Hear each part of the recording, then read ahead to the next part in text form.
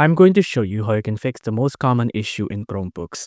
Now, the first issue that users usually face is that their battery sometimes degrade or their hardware sometimes degrade, right? Now, this issue is most commonly caused by them picking the wrong charger, right?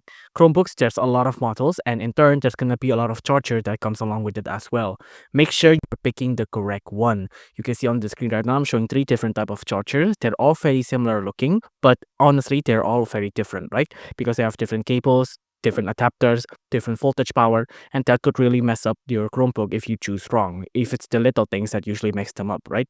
The next thing that usually is the common issue is that Chromebooks have high memory usage, right? Now, you need to remember that Chromebooks aren't laptops. They're not as powerful as laptops. They're designed to be used on the web, and then they're designed to use for online users only, right? So if you open a lot of webs like this, a lot of apps like this, then it will inevitably slow down your computer or your Chromebook because all of the RAM is being used up by all of your browser tabs. So the solution to this is to lessen your browser tab and then just use a couple of significant ones that's really important.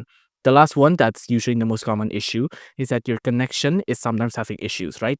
Now, since Chromebooks are usually built around having to connect to the web, it's very rare that their actual adapter is missing or broken. If it is broken, then your solution is to offer to troubleshoot it. There's gonna be an inbuilt program for that, or you have to take it back to the store. But it's very rare for them to actually have problems. Now, usually when there's having problems, you could actually check your actual home Wi-Fi first to see if that's the issue, right?